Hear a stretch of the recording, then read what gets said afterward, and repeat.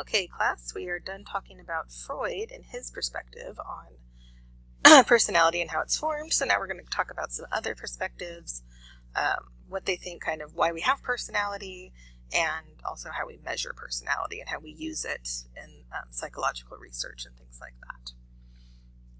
All right, so behaviorists, of course, are going to say that our personality is from learned responses, because behaviorists think everything about us is a learned response, right?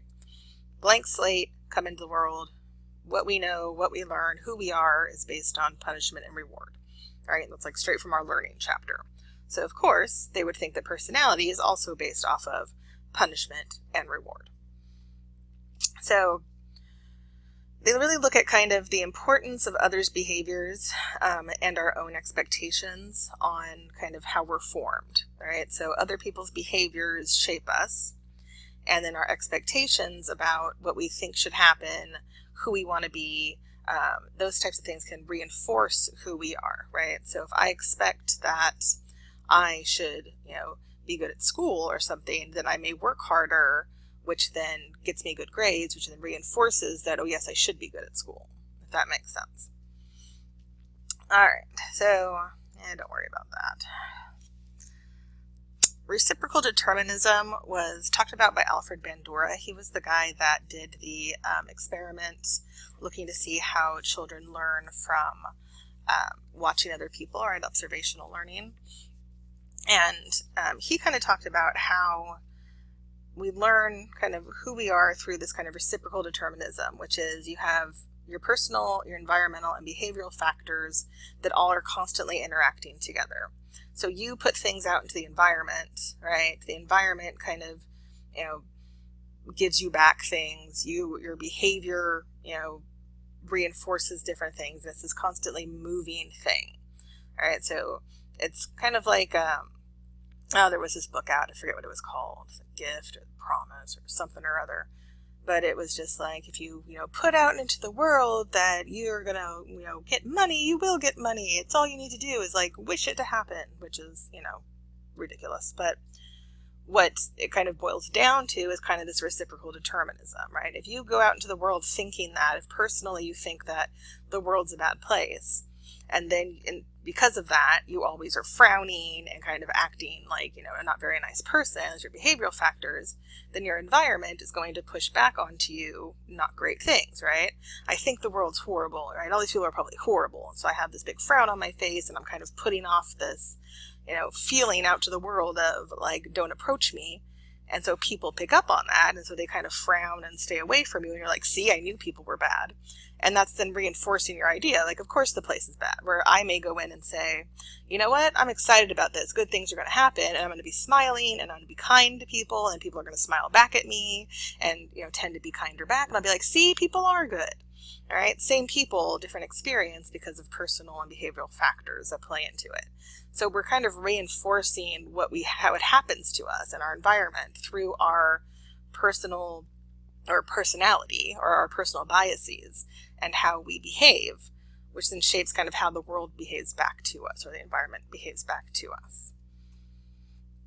All right, so self-efficacy is our perception of how competent we are in certain circumstances. So you may feel very self-efficacious in one part of your life and maybe not so much in the other. So self-efficacy really is how well you think you can do things, right? So a high level of self-efficacy is usually related to high self-esteem and high well-being scores, right? And it doesn't necessarily mean that you're the best at something, but you feel like I can handle this situation, right? And so some people have kind of more self-efficacious type personalities than other people do.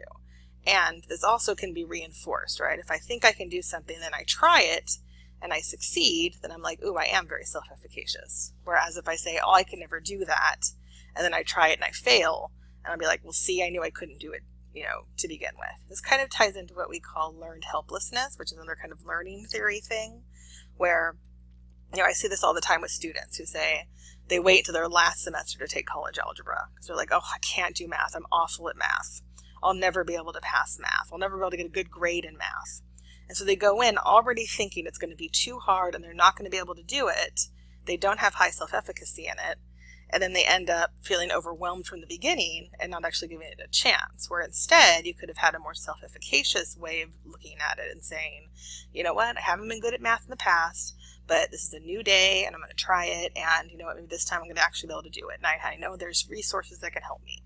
So kind of how your personality is shaped around your self-efficacy also kind of influences what happens to you and how your kind of life moves forward. All right, so the humanists, remember, are our touchy-feely, I love you, you love me people.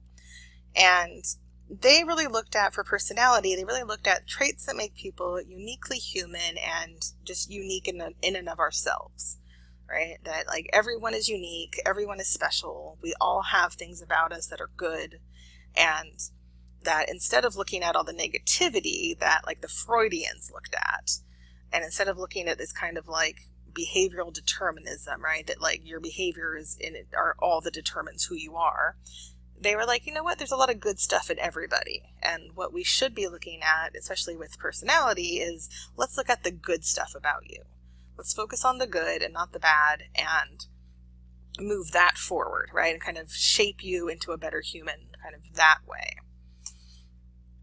So Carl Rogers is one of our big names in humanistic theory. So Carl Rogers and Abraham Maslow are like our two big humanistic guys. And both of them talked about kind of self-actualizing, or having a self-actualizing tendency. And this is striving to kind of be your best self, or striving to fulfill innate capabilities. That's kind of big words. It just means trying to be your best you. Right? And the humanists believe that everyone has a best version of themselves, and they should be, like, the goal of therapy and the goal of kind of life should be working towards being the best you can be, right? Which isn't necessarily a bad thing. You know, we all can be better people, right? Every single one of you can think of ways in which you can be better. I know there's lots of ways I could be better. So the humanist said that's what we should work towards, like focus on the good in ourselves and focus on making ourselves kind of better people. So a lot of self-help books, if you ever go to the self-help, you know, part of like Barnes and Noble, it's a lot of humanistic stuff, right? Kind of like finding the good in you and moving the good forward and finding the light inside of you. It's very Oprah-esque. So your self-concept, which is really talked about a lot with humanists, is your image of yourself, and it's based a lot on your interactions with significant people, right? So your self-concept is based off of kind of how you feel and what you kind of get back from the people around you, right? So imagine if you're a kid and the people around you are good parents and, you know, good family members, and they tell you they love you and how great you are and how wonderful you are, and you know, you're a joy, you know, you're a blessing to us, you're going to have a pretty good self-concept of yourself. That if you were raised in a place where maybe there weren't such great parents, you know, parents who said, you know, that you're a waste of space, or we never should have had you, you were an accident, right, things like that, you're probably not going to have a great self-concept, because the significant people in your life aren't kind of reflecting back to you something good. All right, so like I said, your sense of self is reflected in the words and actions of important people in your life. So now another part of this is, as an adult, you have the ability to change who you're around, right? Kids don't have that ability. They're kind of stuck with what they have. But as an adult, you have the ability to change this. You can change who you're around. You can pick your friends, right? And you'll see as you guys get older, those of you who are still quite young, which is most of you, you got a whole lot of friends now, right? You usually tend to have lots of people in your life and lots of things to do. As you get older, you're going to start to kind of slim those people down, right? You're going to kind of cut around the edges until you get like the prime meat friends that are going to be there for you and are going to be the ones who, you know, are kind of like your ride or die people who are going to be supportive of you and good to you. Because if you continually surround yourself with people who are drama and who make you feel bad about yourself and do that, if those are the important people in your life, it's really going to bring down your sense of self. If you say, you know what, I don't need these people in my life, I don't need this, I'm only going to have people that have, you know, good intentions for me around me, then you kind of shape yourself and shape your self-concept into a better place. All right. So when we kind of look at self-concept, the humanists talk a lot about your ideal self and your real self, and that we all have these. So our real self is our perception of our characteristics, traits, and abilities. Now, what you need to keep straight here is that your real self isn't actually your real self. It's your perception of who you are, of your real self. And you all should know by now that your perception of yourself is not other people's perceptions of you, right? We're usually much harder on ourselves. People tend to see us in a better way than how we see ourselves. But your real self, as far as the humanistic view goes, this is how I see myself right now. This is what I see for my characteristics and my abilities. And your ideal self is who you would want to be or you think you should be. All right, so now these two words are different. So should or would like to be is very different things. Should involves judgment, right? I should be better at this. I should do this. You know, I always tell my students, like, you know, don't should yourself. You know, that there's no judgment here, especially when students say, I should have been done with college a year ago. Says who? Who says that? Right? There's no rule. There's no law that says you have to be done with college in a certain amount of time. Right? I should have gone to a 4-year school. Why? Why should you have done that? Right? It's a judgment call, and it just makes you feel bad about yourself. What you would like to be is better, right? Because that's giving yourself goals to set for yourself, and that's what we'd rather have you do. All right? If you're constantly should, I should do this, I should be better at this, I should like this better, I should be happier, I should, you're just constantly feeling bad and like you're not living up to who you should be. Instead, change it to would. I would like to be done with school by the end of this year, but it may not happen, and that's okay, because, you know, life is what it is. So when your real self and your ideal self are very close to each other, then we experience kind of personality harmony. When there's a mix match, then we're going to tend to feel anxiety, right? If your real self and your ideal self are so far apart from each other, you're never going to feel good about who you are.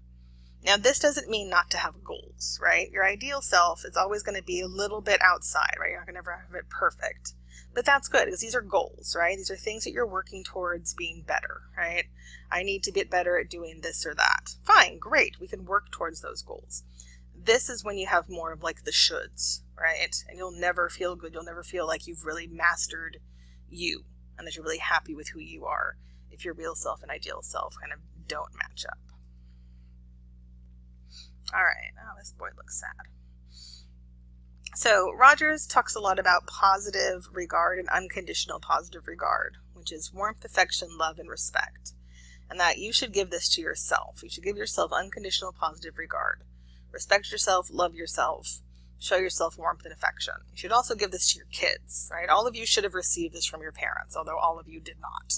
Some of you did, some of you didn't. Some of you got a little bit of it, unfortunately, right? But this is what we should show our kids. If you're given unconditional positive regard, you tend to be, happy with who you are. And it doesn't make you spoiled, and it doesn't make you a bad person. It makes you know that you're loved. So, like I said, the unconditional positive regard is positive regard given without conditions. I will always feel warmth, affection, love, and respect towards you. Now, when we talk about like unconditional love, like I love you unconditionally, you should only love your kids unconditionally. Like everyone else in your life, there should definitely be conditions put on that. All right, you don't want to, my husband comes home and says, I just murdered 10 people. I'm going to say, yeah, I think we're done now. Like, I'm done with this. I'm going to have some conditions on if I continue to love you. Unconditional positive regard, though, is that we always are going to kind of give you respect and love out of no matter what, and you should be giving that to yourself. And they also said that therapists should do that with their clients, which is really hard to do, by the way. So conditional positive regard is when positive regard is given when provider's wishes are fulfilled. So this is like when you have bad parents, right? I will show you love and affection, but only when you do the things that I think you should do. Right? I will show you love when you bring home straight A's. I will show you love when you act the way I think you're supposed to act and do the things I'm supposed to do. Right? When our parents give us conditional positive regard, it makes us feel bad about ourselves. It lowers our self-concept. When the people around us give us conditional positive regard, when our boyfriends or girlfriends or significant others or friends give us conditional, I will only show you love and respect if you do these very specific things, right? For me, we don't want to be around those people. Those are the kind of people we want to cut out of our lives. Again, don't expect unconditional love from everyone if you determine to do something horrible, but you shouldn't have to change who you are around the people who are supposedly supposed to love you in order for them to show you love and respect. All right, I'm going to stop that there, and we'll move on to trait theories in the next video.